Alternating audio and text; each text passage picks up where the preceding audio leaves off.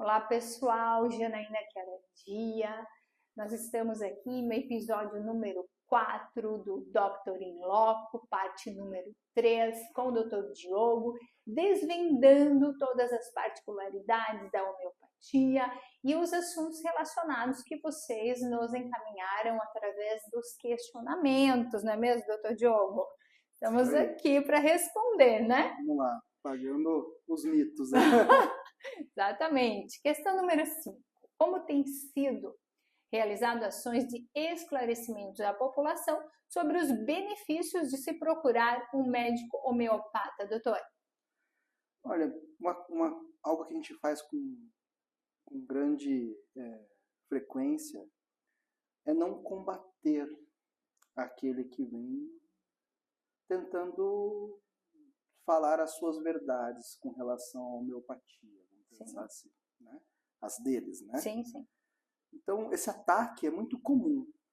Só não combater isso com grande energia e tentar quebrar esse argumento é algo que é interessante, né? A gente tem isso nas últimas gestões da associação, algo muito forte, de não combater essas notícias ou ataques à homeopatia de uma forma ruim, e muito pelo contrário, tentar trazer informação, Exato. assim como você está fazendo, né? Exatamente. E é isso que a gente tenta buscar, por isso que eu aceitei muito esse convite, porque dando informação a gente consegue fazer com que as pessoas pensem e tomem as próprias conclusões. Sim.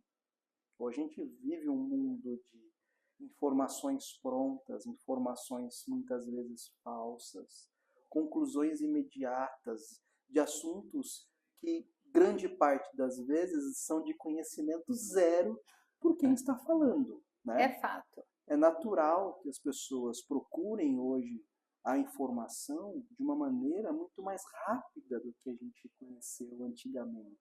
Sim. Não sei você, mas eu já fui atrás de Barça. Sim, Já... claro, mas sem dúvida. Eu sei qual é o cheiro do mimeógrafo. Sim! Quem nunca, né? Da nossa geração, pelo menos. Não existia Ctrl+C, Ctrl+V. Não. Né? Então, eu estava conversando isso ontem com a minha esposa. Inclusive datilografia. Fiz curso de ASDFG.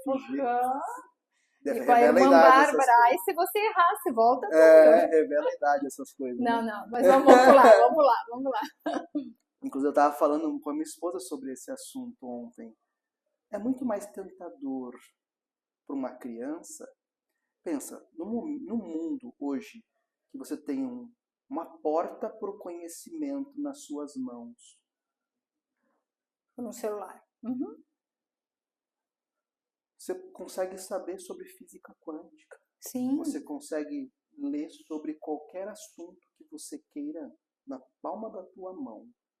E nem precisa ir lá alugar uma Barça, tomar multa se não... Exato, se não devolver. Agora é muito mais cômodo eu usar o circo. Sim, sem dúvida. Redes sociais, é dancinha, é isso, é aquilo. Então a gente vê muito mais do mesmo acontecendo há milênios, ao invés de dar a curiosidade para as pessoas.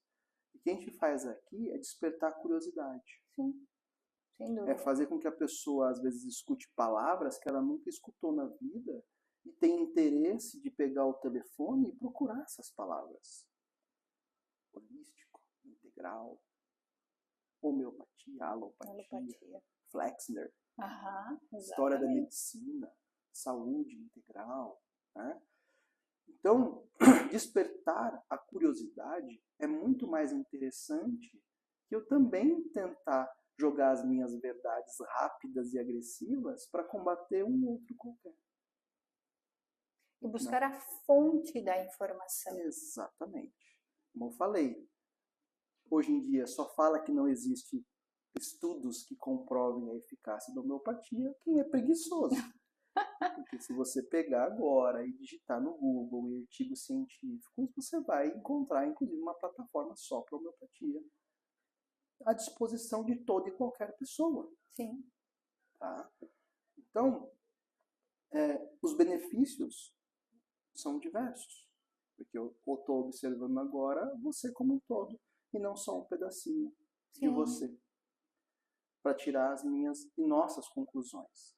Hoje acabou essa coisa de o médico é o detentor, conhecedor de toda a essência do que você precisa para restabelecer a sua saúde. O médico é um mero assistente.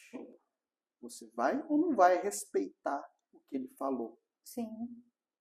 E digo mais, é muito mais válido o que você tem de autonomia para fazer aquilo com relação à sua saúde daqui para frente do que ele está falando.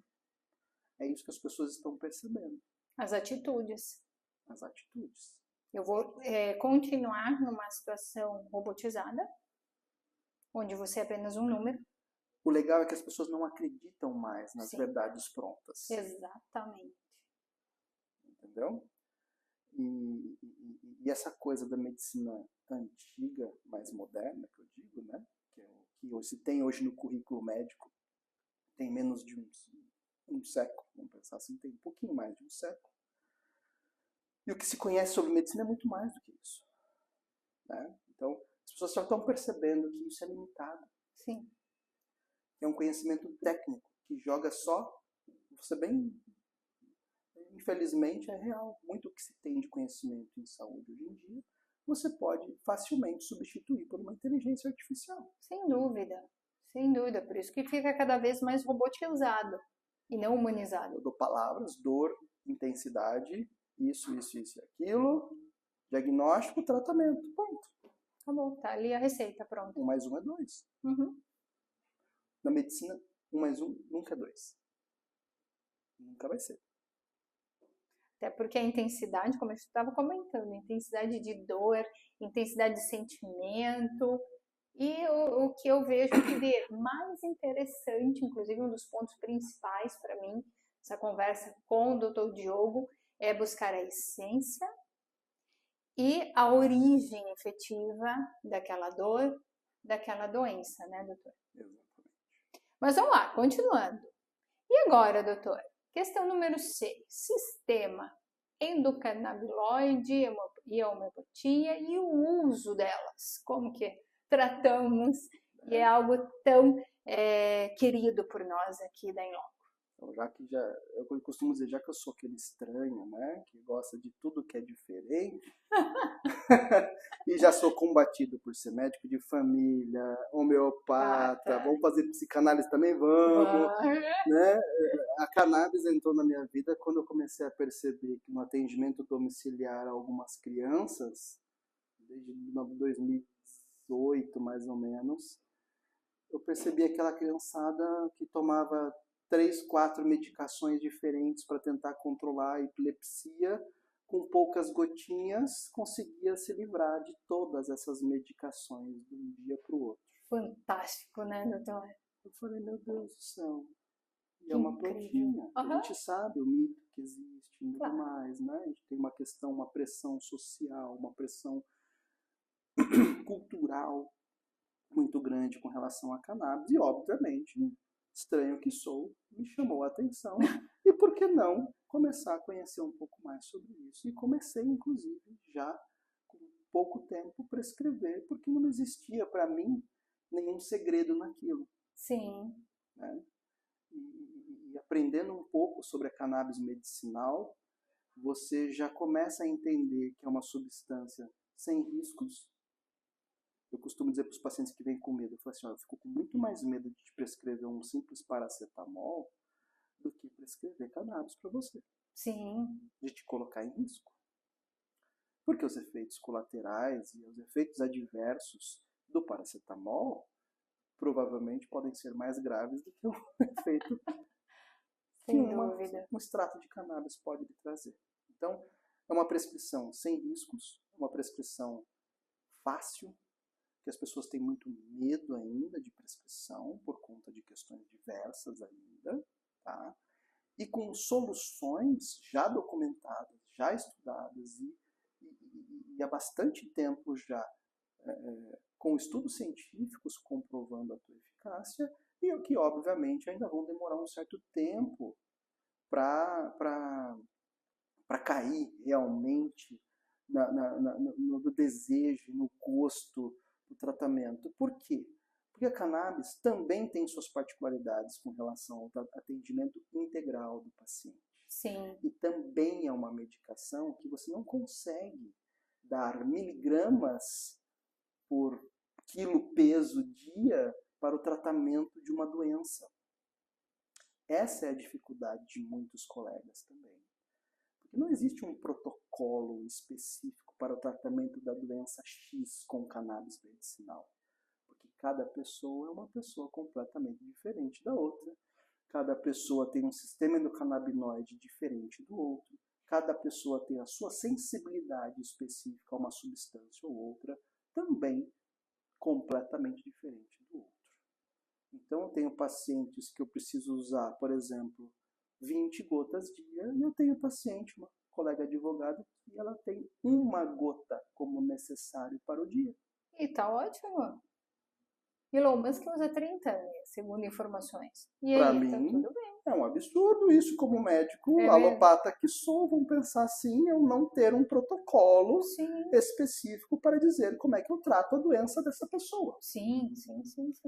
Então, é de muito mais fácil entendimento para o médico de família, para o homeopata. Inclusive, temos muitos médicos homeopatas hoje em dia já se aventurando e já prescrevendo cannabis há algum tempo. Por ser de muito mais fácil entendimento, a individualização ao tratamento. Sim. Claro, né? Então, prescrever cannabis, né, o sistema endocannabinoide, é muito semelhante ao equilíbrio que eu busco na homeopatia. Quando eu dou o remédio à base de cannabis, eu busco um reequilíbrio do sistema endocannabinoide. Eu busco algo muito mais fisiológico de ser, mas é automático quando eu tento melhorar o meu eixo, melhorar o meu sistema endocannabinoide, que eu consiga ver, inclusive, barreiras que eu não conseguia transpor na minha saúde mental, sendo simplesmente diluídas. Porque a atuação é É diferenciada. diferente. Doutor, eu antes ficava extremamente nervoso diariamente com uma situação X. Depois que eu começo a tomar, parece que aquilo nem é mais importante para mim. Pronto. Isso é uma mudança comportamental que raramente você conseguiria com qualquer medicação alopática. Sim. Que você diminuir o estresse, inibir a recaptação de serotonina e diminuir o estresse é diferente de eu interpretar aquela situação de uma maneira mais tranquila. Que aí eu sou comportamental. Que você, às vezes, com diversas sessões de análise, não conseguiu fazer ainda. Ou terapia cognitivo-comportamental dentro da psicologia, por exemplo. Então, o uso de cannabis medicinal, hoje em dia, vem acontecendo muito mais na minha prescrição. Porque eu observo a sinergia, inclusive, que existe e na potencialização dos tratamentos. É muito comum, às vezes, um tratamento que eu estava tentando só com homeopatia conseguir um resultado X. E quando associado ao efeito da cannabis medicinal, eu consegui efeito 3x. E vice-versa. A potencialização para cura é muito forte. Exatamente. Então, eu tenho duas ferramentas que tentam estimular o equilíbrio agindo juntas. E se eu individualizo, além do remédio de cannabis, um tratamento homeopático, é absurdo, por exemplo, o ganho que eu tenho nisso com pacientes com fibromialgia, pacientes com questões de saúde mental importantes, insônia, porque existem suas limitações também. Se você tentar de um jeito autistas, esquizofrenia. Exato. Mas o autismo, eu acho que assim está ganhando uma repercussão muito grande no uso da cannabis, né? Tem o caso aqui na região metropolitana de Curitiba de um adolescente, 17 anos, maior que a mãe, e estava se vendo na triste situação de ter que prender o filho em casa, porque ele batia nela, batia no avô, batia em quem fosse na rua. Nossa. E já com 3, 4 medicações diferentes para tentar controlar a agressividade dessa criança autista. E com a cannabis e com a homeopatia, a mãe percebeu em uma semana o comportamento dele Você vê crianças não verbais se tornando verbais em poucos dias de tratamento. Impressionante. Mais uma vez, é uma ferramenta que serve para tudo e para todos? Não, é uma ferramenta individual. É uma ferramenta que tem a sua eficácia limitada ao relacionamento médico-paciente de confiança que teremos. Tá? O resultado é magnífico o quão mais você se doa para aquele processo de cura. Tá? Então, é diferente. Eu não trato diversos autistas com uma dose X e com um medicamento homeopático X. Eu vou naquele autista, identifico o remédio homeopático, identifico a potência e qual medicação à base de cannabis ele precisa e acompanho aquele paciente. Desse jeito, o resultado sempre será positivo. Eu costumo dizer para as mães, doutor, mas você vê coisa positiva, eu sempre vejo. Ou muito ou pouco positivo, mas sempre positivo, nunca negativo. Exatamente. E o que a gente vem percebendo, né, até porque a nossa grande investidora é uma das fornecedoras também do óleo à base de cannabis, e aqui, mais uma vez, ressaltando que o que nós tratamos aqui é a questão do uso da cannabis para fins medicinais, única e exclusivamente. Não tratamos e não nos manifestamos com relação ao recreativo, né? Mas ao uso medicinal, essa cultura que tem quanto aos efeitos e malefícios do uso recreativo é que acaba trazendo esse pré-conceito do uso da cannabis para fins medicinais. E é isso que a gente está quebrando, né, doutor? É natural, muitas vezes, o paciente achar que o médico prescritor, né, oh, vai chegar aqui, eu tô de dread, ficar chapado. Né? E é exatamente esse o medo, muitas vezes, de ter algum tipo de efeito psicoativo. Exatamente. Né? E assim, eu costumo dizer, e é o natural para a maioria dos tratamentos, tá? Se existir psicoatividade, muitas vezes já extrapolou o efeito terapêutico daquela terapia com cannabis, exceto em raras necessidades médicas, um paciente, às vezes em cuidados paliativos, ou que precisa de altas doses de THC, ou tratamentos oncológicos, que são testados, inclusive, no mundo inteiro, com altas doses de THC, que, infelizmente, não. Tem como consequências um efeito psicoativo, mas necessário para o tratamento em específico. Mas 99,9% das vezes você nunca terá um efeito psicoativo relacionado a cannabis, e se tiver, às vezes já extrapolou, porque a sua sensibilidade é tal qual que fez que você tivesse. Mas se um médico que está te acompanhando for um conhecedor aprofundado do que está fazendo, dificilmente você vai ter qualquer tipo de efeito psicoativo ou efeito colateral relacionado ao remédio à base de cannabis. Assim como a homeopatia. Sim. Muita gente diz que se bem não vai fazer, se mal não vai fazer, tá tudo certo, né? Enfim, mal não vai fazer. Não. Se você prescrever mal a homeopatia, você pode sim trazer efeitos, entre aspas, não como efeitos colaterais, como no normal da alopatia, mas a gente tem patogenesias, que são nomenclaturas diferentes, mostrando, às vezes, sintomas relacionados com uma medicação errada que você deu para um paciente, mesmo que sendo homeopática. Por isso a importância, e nós sempre destacamos aqui, que todos esses produtos necessitam da prescrição médica, do acompanhamento médico também, para que esse equilíbrio das emoções, que é o que a gente mais tem vivenciado no uso da cannabis, ela vai te proporcionar, né, doutor? Exato. Mas é sensacional. Falar de cannabis para nós aqui, né, para fins medicinais, é incrível, realmente. E vamos lá. Agora sim queremos saber um pouquinho mais sobre a gestão como presidente da Associação Médica Homeopática do Paraná. Bom, acho que a presidência foi um presente muito interessante que a gente recebeu, né? A gestão atual, tanto eu como a vice-presidente, costumo dizer que somos jovens. Olha aí. Por quê? Porque, como eu falei, a média de idade dos médicos homeopatas é em torno de 62 anos hoje em dia no Brasil, né? E o presente nos foi dado pelo presidente anterior, Dr. Iso Fischer, né? Músico, inclusive, muito homeopata de imensa qualidade e respeito no Paraná. E tem sido bem desafiador, né? Porque a gente traz como cabeças um pouco mais jovens que a deles, às vezes soluções interessantes, caminhos diferentes, uma gestão às vezes um pouco diferente também no seu ato, e que a gente já vem observando bons resultados, planejamentos. 2025 a gente vai retomar coisas que há muito tempo não aconteciam, reuniões científicas, eventos.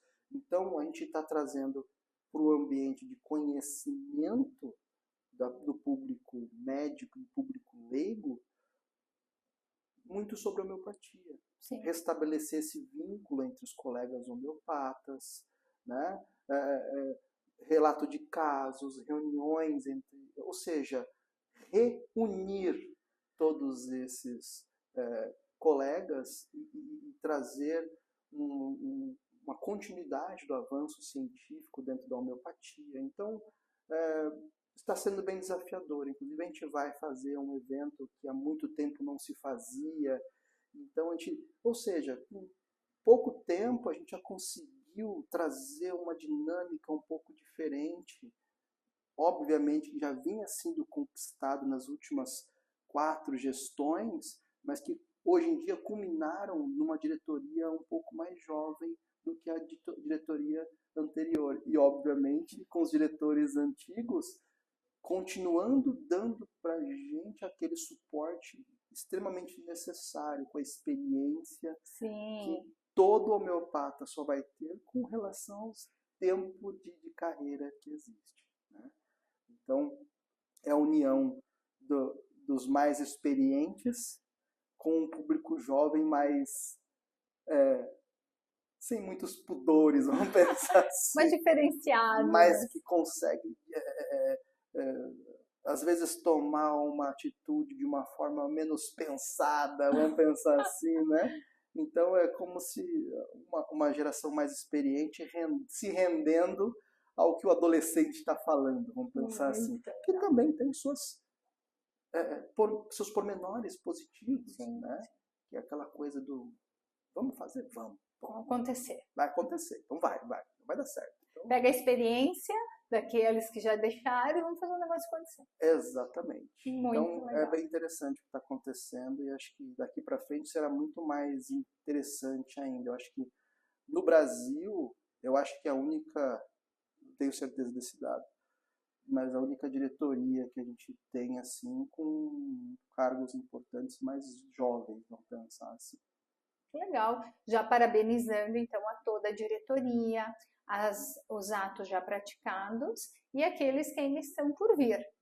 E naquilo que for possível, nos contacte que nós estaremos acompanhando. Tem também uma secretária, a Tânia, que já está na diretoria acompanhando todos esses diretores há anos e também nos acompanhando agora. Que legal! E ela também traz essa jovialidade da diretoria, que é bem interessante também. Muito legal. Então, parabéns a todos da direção e nós fazemos votos que as ações e as informações sejam cada vez e mais amplamente divulgadas, né, doutor?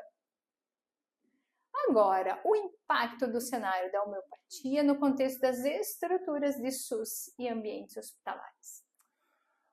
A homeopatia ela vem num movimento dentro do SUS muito pequeno e diminuindo cada vez mais nos últimos anos.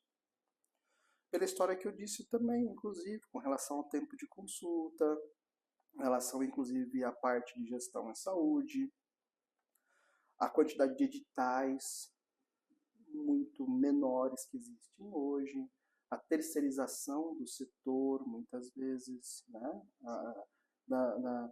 Trazer empresas, né? Você trabalha em conselho de saúde, você sabe muito o papel das OS, né?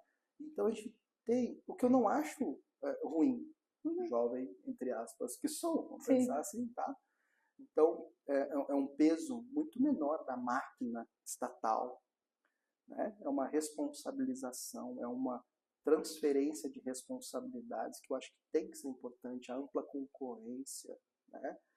Ao não estatutário amplo e pesado, muitas vezes, que a gente conhece, infelizmente, a história disso no decorrer dos últimos anos que a gente tem.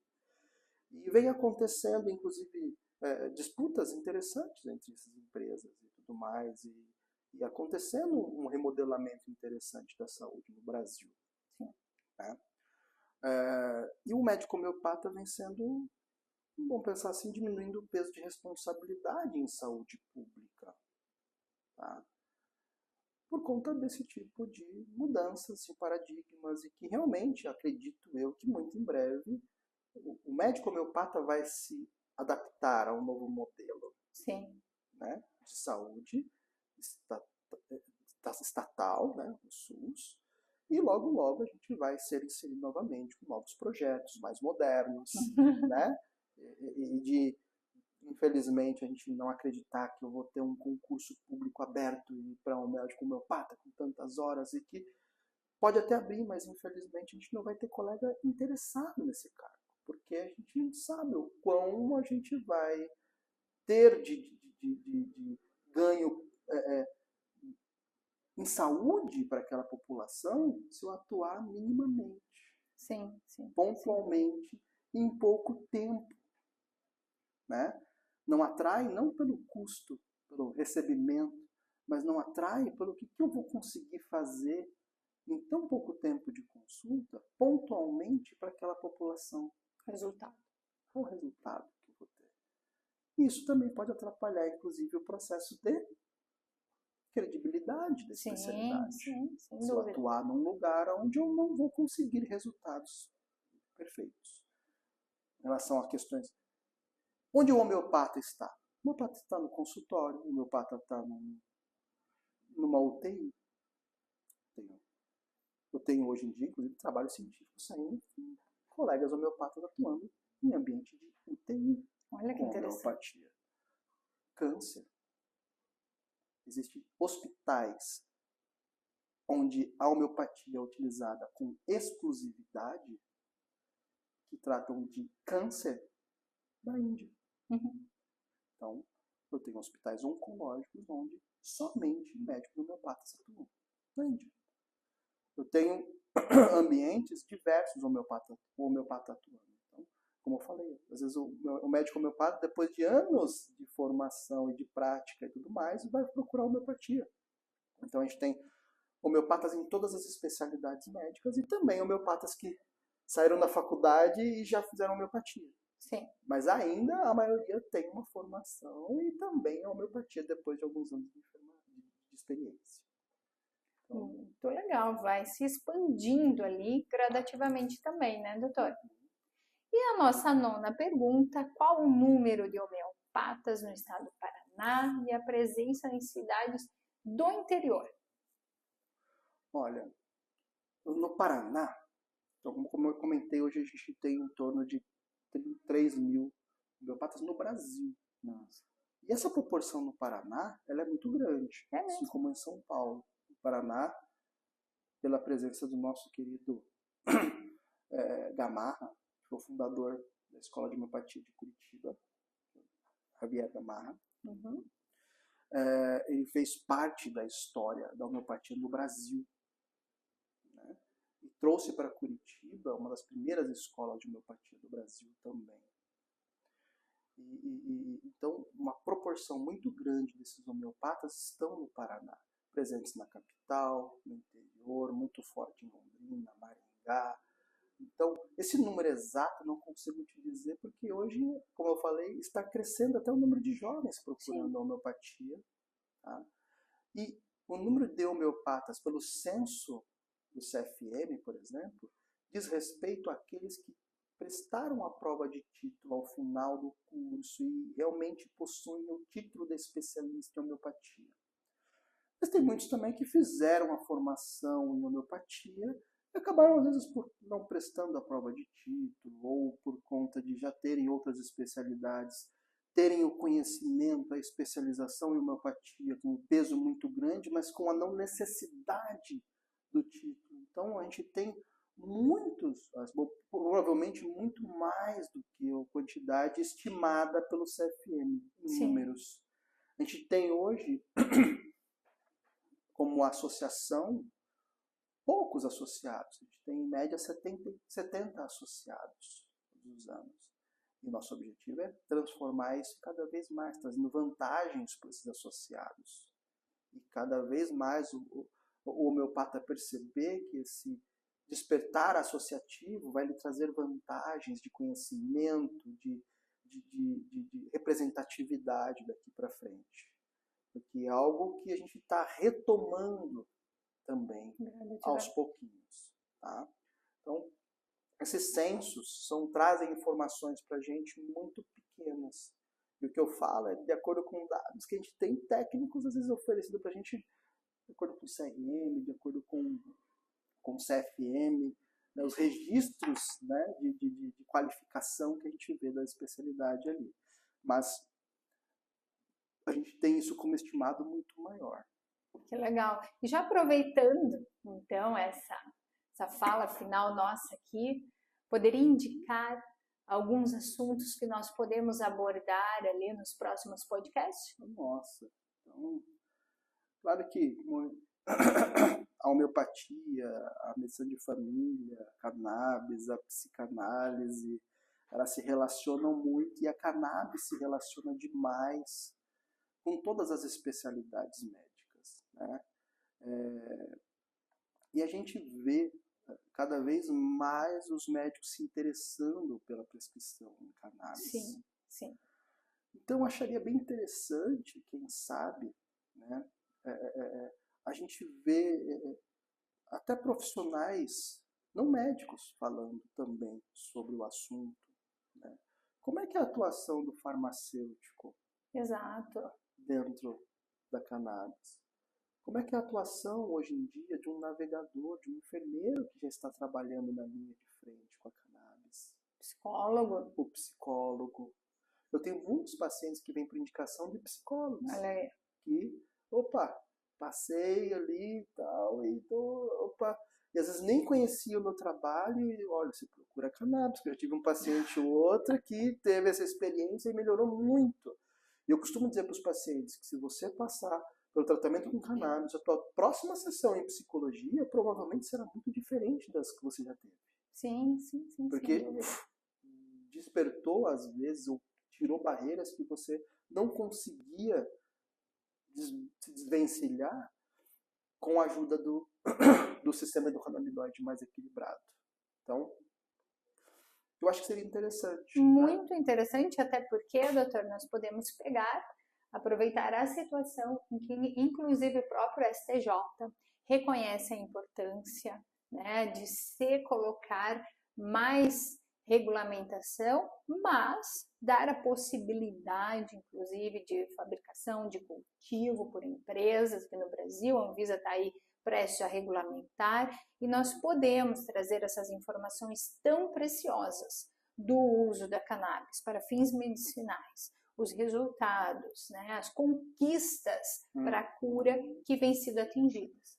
É um mercado de trabalho que vai crescer muito daqui para frente e com certeza absoluta vai pegar pessoas que não foram preparadas para isso, que vão enfrentar um ambiente completamente diferente. Sim, sem dúvida. Então, o que o farmacêutico que já atua dentro da cannabis tem para falar para aqueles outros o que existe desse mercado? Quais são os desafios que ele vai encontrar? E não só profissionais médicos, mas também os demais envolvidos, o veterinário. Sim. A gente tem, dentro da medicina veterinária, tanto na homeopatia quanto com a cannabis, experiências magníficas. Sim, é verdade. Então, vocês se preparem que, seguindo as orientações do Dr. Diogo, nós vamos trazer mais desse assunto tão relevante, que é o uso da cannabis para fins medicinais, por prescrição adequada dos profissionais envolvidos na área da saúde. Não é mesmo, doutor? É isso aí, vamos lá. E por fim, as pessoas que apreciaram essas 3 partes do episódio número 4 com o Dr. Diogo Oliver Gomes, como que elas fazem para entrar em contato, doutor? Bom, eu vou deixar o meu cartão de contato, né? Tem um consultório, a gente hoje em dia atende muitos e muitos pacientes de forma online, inclusive. Eu tenho pacientes do Brasil inteiro, a imensa maioria hoje em dia da minha agenda é de forma online, inclusive. Tá? E claro, tem um consultório em Curitiba, tá? No bairro de Santa Felicidade ali. Então, a gente tem um centro clínico onde eu atendo também. Mas grande parte dos meus pacientes ainda estão também, né, da forma online, justamente por dar essa possibilidade do tratamento à base de cannabis. Instagram é bem fácil de achar.